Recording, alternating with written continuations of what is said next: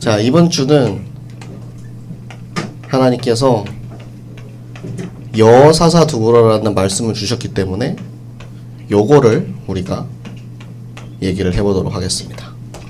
자, 또 무슨 말인지 모를 줄임말을 가지고 왔습니다. 슬파. 자, 아는 사람. 네. 신기하게도 여자들만 아네요. 네. 스트릿 우먼 파이트라는 준말입니다. 이제 요즘 이제 나오는 예능인데 이제 여자 댄서들이 서로 이제 경쟁하고 서바이벌 하는 그런 프로그램입니다. 근데 원래는 지난주에 우리가 막대기였잖아요. 그래서 제가 그 막대기에 좀 이렇게 집중을 하면서 봤어요. 왜냐면 여기 나오는 댄서들이 기본적으로 10년 이상, 기본적으로 5년 이상 그렇게 계속해서 춤을 춘 사람들이.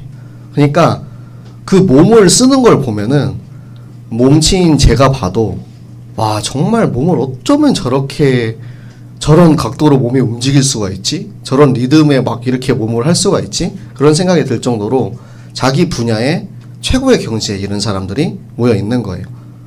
그러니까 이 사람들에게는 나의 몸이 나에게 주신 그 댄스와 그런 게 나의 막대기로 이제 쓰임을 받을 수 있는 거죠. 만약에 그 사람들이 하나님의 말씀만 가지고 있다면 그 현장에서 그 말씀 가지고 내게 주신 몸짓으로 하나님을 찬양할 수 있지 않을까.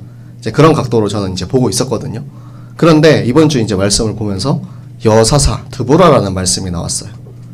자, 우리가 요즘 좀 그런 젠더 갈등들이 좀 있어요. 소위 말하는 페미니즘, 페미니스트들이 이제 남자와 여자에 대한 그런 부분을 되게 좀 불편해합니다.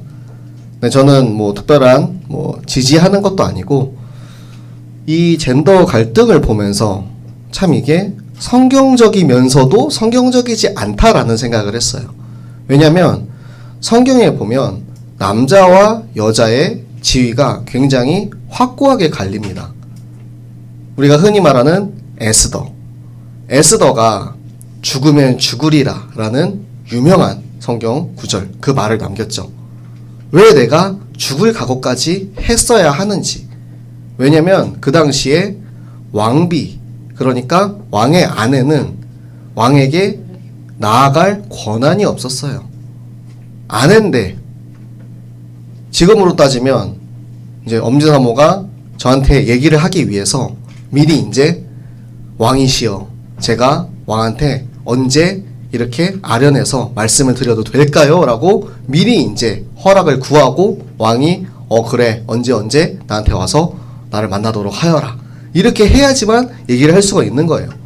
그러니까 옛날 시대에는 그렇게 남자와 여자가 평등하지 않았거든요. 하지만 성경에는 또 그렇게 나와 있지 않다고요.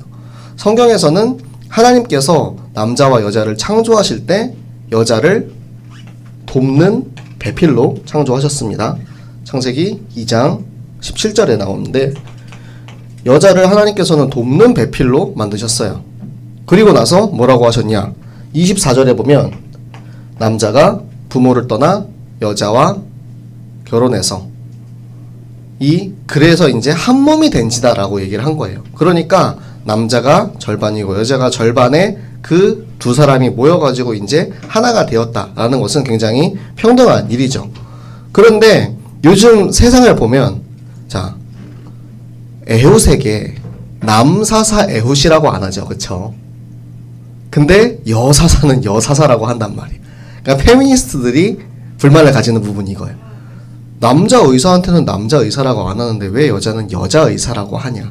이제 그런 부분에서 이제 젠더의 갈등을 가지고 나옵니다. 그런 게 이제 불편한 거예요. 그런데 페미니즘의 가장 기본적인 원리는 그거예요.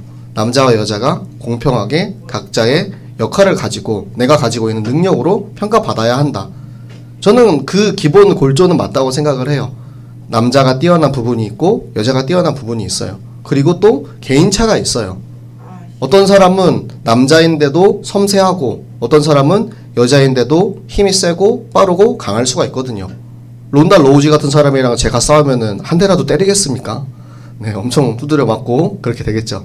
그렇기 때문에 우리가 지금 이제 남자와 여자는 사실 성경적으로 하나님께서 오늘 이 말씀을 통해서 하나님 앞에서는 남자든 여자든 어른이든 아이든 약한 사람이든 부족한 사람이든 비천한 직업을 가지고 있든 귀족이든 왕이든 대통령이든 다 상관없이 하나님 앞에서는 절대적으로 평등하다라는 것을 알려주고 계시는 거예요. 하나님이 그리스도의 족보에 일부러 여자들을 집어넣었어요. 하나님께서 갑자기 이름 생각이 안 나네요. 기생 라합을 사용하셨고요. 그리고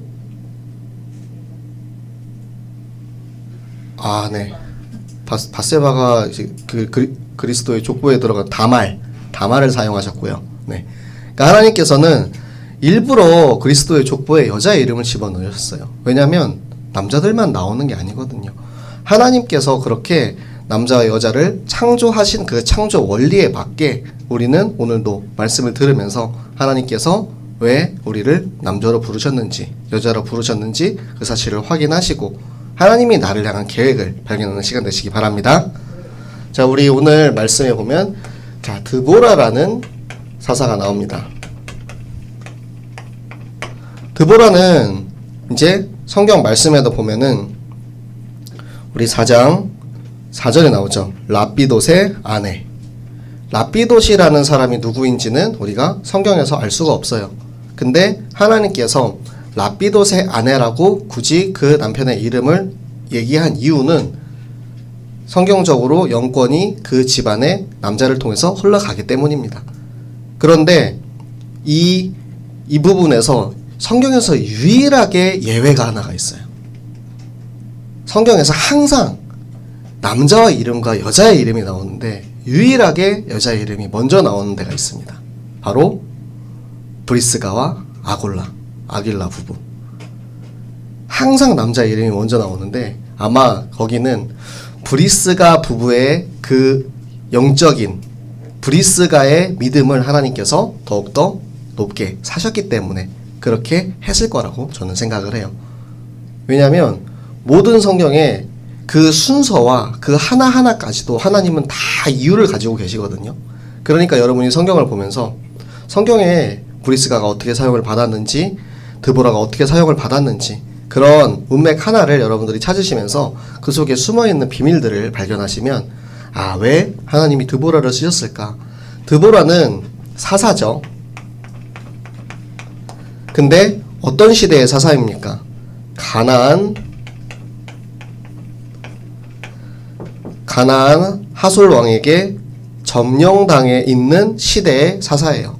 성경에 보면은 이스라엘 민족 자손들이 팔려갔다라고 해요. 그러니까 팔려갔다라는 거는 하나님이 팔았대요. 뭘로? 노예로. 노예 생활을 20년 동안 하고 있을 때 하나님께서는 그 이스라엘 자손의 울부짖음을 듣고 드보라를 세우십니다. 우리가 보통 전쟁이라 함은 강력한 힘을 생각을 하잖아요. 그런데 한 가정의 아내였던 드보라를 하나님께서 부르신 이유, 우리가 생각하는 세상에서 말하는 힘과 능력으로 하나님이 우리를 구원하시는 게 아니라는 거예요. 하나님은 말씀의 힘과 하나님께서 사용하시는 그 하나님이 주시는 보좌의 능력으로 모든 일을 이루시는 하나님이신 겁니다. 그래서 가나안에 철병거가 있었음에도 불구하고 하나님께서는 사사 드보라를 들어 사용하십니다. 철병거가 무엇이냐?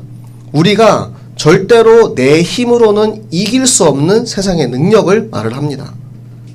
제가 지금 탱크랑 싸움을 한다라고 생각을 해보세요. 탱크를 우리가 우리 힘으로 칼로 창으로 때리면 흠집이라도 나겠습니까? 기스는 좀 나겠죠.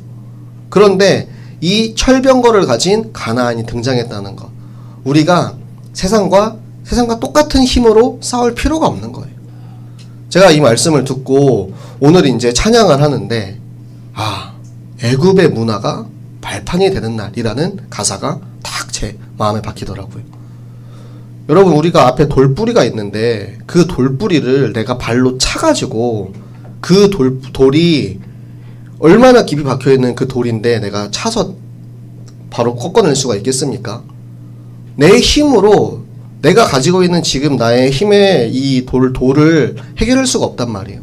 그런데 그 돌을 우리가 밟고 발판 삼아서 더 위로 나가면 되는 거예요. 세상의 문화는 우리가 싸워서 그 세상의 문화를 이길 것이 아니고 그 문화를 우리가 발판 삼아서 하나님의 일에 더욱더 높은 곳으로 올라가는 서밋의 길로 올라가는 그 일에 우리 렘넌트들 쓰임받으시기 바랍니다. 문화에 점령당하지 마세요. 우리 나루토 장악하라고 했잖아요. 내가 그곳을 밟고 일어나서 장악하고 내가 장악하고 있는 그 땅을 통해서 단 한 사람도 놓치지 않고 모든 영혼들 하나님께서 구원하시기로 작정한 그 영혼들을 모두 살릴 수 있는 그런 생명운동의 능력이 우리 모든 렘넌트들과 교사들에게 충만하시기를 축복합니다. 우리에게 하나님께서 그런 말씀을 주셨어요. 하나님께서 다른 걸 주신 게 아니에요. 뭐 해라 명령하신 게 아니에요. 말씀을 주시고 그 말씀의 축복을 주시고 그 말씀을 믿고 내 것으로 누리면 그게 나의 것이 되는 것입니다. 이미 주셨기 때문에, 이미 우리는 가지고 있기 때문에, 가지고 있는 신분과 권세를 사용하는 것, 그것이 바로 하나님이 우리에게 주신 말씀의 능력이요 그것을 우리가 기도함으로써 나의 것으로 누리는 것, 그것이 우리가 이 세상과 이 세상의 문화와 싸워서 그것을 싸우는 게 아니고 발판 삼아서 앞으로 나아갈 수 있는 하나님의 성경 속에 담겨져 있는 비밀인 것입니다. 그래서 우리가 하나님 앞에서 항상 이거를 기억하시기 바랍니다. 세상 앞에 서지 말고 하나님 앞에 서세요. 내가 지금 앞에 서 있는 이것을 바라보지 말고 하나님이 지금 이곳에 계신다라는 것을 생각하세요. 그러면 남자든 여자든 상관없이 모두 평등하고 그것이 내가 어린아이일지라도 내가 어른을 만나도 똑같이 하나님 앞에서는 평등하고 내가 어떠한 농부 같은 그리고 어부 같은 양치기 같은 그런 직업을 가지고 있더라도 내가 왕 앞에 절대로 무릎 꿇지 않는 하나님께서는 오히려 그런 사람들을 들어다가 세워가지고 왕 앞에 세우셨어요. 하나님은 우리에게 알려주고 싶으신 거예요. 우리 렘넌트들에게 말씀하고 싶으신 거예요. 네가 지금 부족하다고 연약하다고 생각하지 말고 포기하지 말아라. 하나님은 나는 바로 너처럼 그렇게 연약한 이들을 사용하신단다. 너처럼 그렇게 부족한 이들을 사용하신단다. 건강한 사람에게는 의사가 필요가 없잖아요. 그렇죠? 병든 자에게 의사가 필요하죠. 우리가 약하기 때문에 우리가 부족하기 때문에 그래서 더욱더 하나님의 능력을 구할 수가 있는 것입니다. 내가 혼자 다 잘하면 하나님한테 기도도 잘 안 할 것 같아요. 내가 다 할 수 있으니까 내 능력으로 할 수 있으니까 하나님이 저한테는 계속 그런 걸 보여주시더라고요. 저는 약간 그 자기애가 좀 뛰어난 사람이라서 제가 스스로 생각해도 좀 똑똑하다고 생각하거든요. 네. 내가 똑똑하고 내가 유능하고 내가 잘났는데 하나님은 항상 그런 제 앞에 제가 할 수 없는 것들을 보여주세요. 너 네 능력으로 안 돼. 네 잘났다고 하지? 그거 안 돼. 하나님이 계속 그렇게 내가 못하고 내가 할 수 없고 내가 연약한 것들을 하나님이 보여주시고 그거를 끄집어내서 하나님 앞에 무릎 꿇고 나가게 하시는 거예요. 여러분들이 지금 내가 있는 나의 현장과 나의 상황 속에 나의 부족함과 연약함이 만약에 발견된다면 감사하시기 바랍니다. 그거는 하나님께서 그만큼 나를 더 채워주시겠다라는 뜻입니다. 내가 돈이 없잖아요. 무슨 뜻이냐면 하나님이 물질을 채워주시겠다는 거예요. 내가 건강이 부족하다. 하나님 앞에 기도하면서 운동하라는 겁니다. 내가 만약에 공부를 못해. 그럼 내가 무엇을 해야 될까요? 하나님, 제가 무엇을 해야 될까요? 공평하신 하나님께서 우리에게 모든 사람에게 동일한 축복을 주셨어요. 그러면 내가 공부를 못하면 내가 운동을 잘할 수 있는 거고 내가 운동을 못하면 그림을 잘 그릴 수 있는 거고 그림을 잘 못 그리면 음악을 잘할 수도 있는 거고 하나님께서는 우리 모두에게 동일한 하나님의 달란트를 다 주셨기 때문에 우리가 받은 그 달란트 가지고 내가 잘 쓰임 받을 수 있도록 찾아가는 과정, 그것이 우리가 삼갈의 소문은 막대기를 발견하는 과정인 줄로 믿습니다. 자, 그래서 제가 이번 주 동안 한 주간 계속해서 묵상한 말씀이 있어요. 자, 이 사사는 재판관이잖아요. 그러면 사사에게는 무엇이 필요할까요? 드보라의 말씀을 보면서 드보라가 무엇을 했습니까? 사사는 결국에는 그 백성들의 말을 듣고 그 말이 맞았는지 틀렸는지 하나님의 말씀을 가지고 기준을 가지고 판단하는 것이 사사의 역할입니다. 그렇기 때문에 사사는 하나님의 말씀의 기준이 정확한 사람이어야 돼요. 그렇다면 사사의 기준이 무엇일까? 하나님 말씀 우리 함께 보시겠습니다. 열왕기상 3장 9절 말씀 함께 보도록 하겠습니다.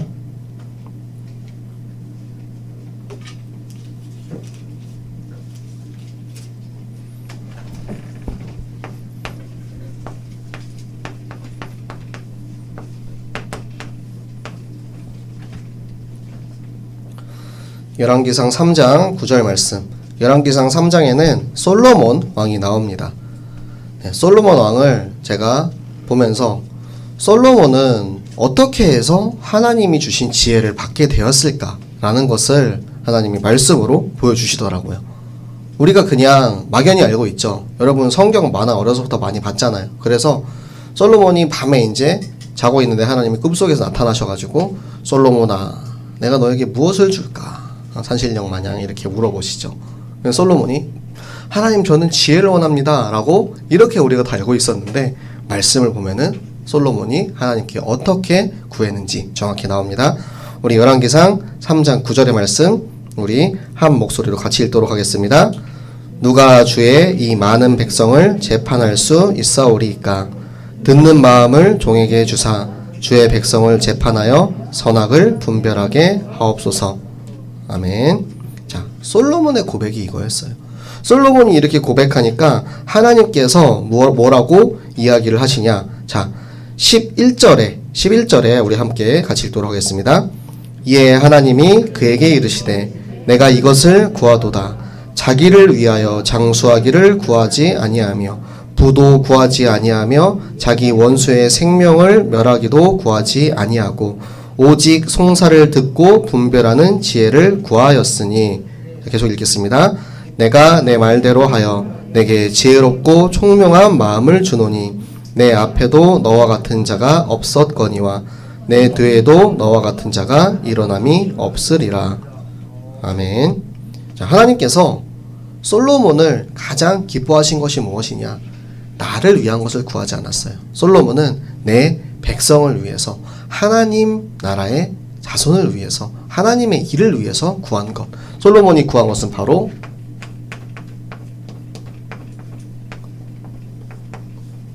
듣는 마음이었습니다. 여러분 이제 여러분이 추석 캠프를 가게 될 거예요. 요즘은 근데 코로나 때문에 가족들을 만나지 못하는 경우들도 많이 있더라고요. 그런데 우리 하나님의 자녀들이 이제 세상 사람들과 만나게 됐을 때 필연이 닥치는 일이 있습니다. 세상의 기준을 가지고 하나님의 자녀들을 평가하는 그런 일들이 많이 생겨요. 그러면 우리가 무엇을 해야 하냐? 듣는 마음을 가지고 그것들을 위해서 기도해 주시기 바랍니다. 내가 같이 싸워서 이기려고 하지 마세요.